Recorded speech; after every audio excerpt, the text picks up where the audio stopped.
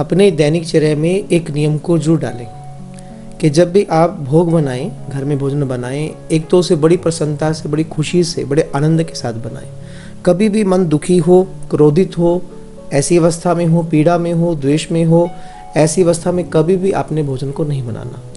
और दूसरी बात याद रखें, भोजन बनाते ही सबसे पहले आप भगवान को अर्पित करें, क्योंकि भगवान को अर्पित करने से उसके विकार, उसके दोष अपने आप खत्म हो जाते हैं।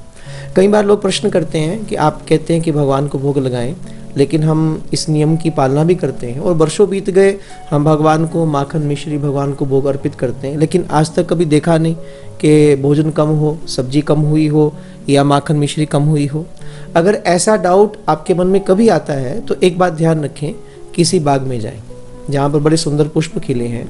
आप बड़े गौर से देखेंगे उन पुष्पों के ऊपर भंवरे मंडराते हैं।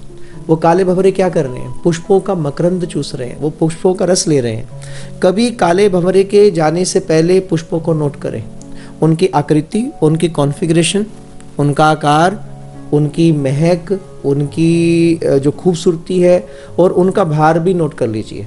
काला भंवरा आया, वो उसका मकरंद लेकर चला गया, उसका रस लेकर चला गया, और उसके बाद आप नोट करें कि पुष्प की आकृति में कोई अंतर नहीं आता, उसकी कॉन्फ़िगरेशन में कोई चेंज नहीं आएगा, उसकी खूबसूरती में भी कोई बदलाव नहीं आएगा, उसकी महक में कोई चेंज नहीं आएगा। यहाँ तक कि आप उसके भार को भी नोट कर लीजिए तो उसके भार में भी कोई डिफरेंस नहीं आएगा, जबकि काला भंवरा आया और उसका रस लेकर चला गया।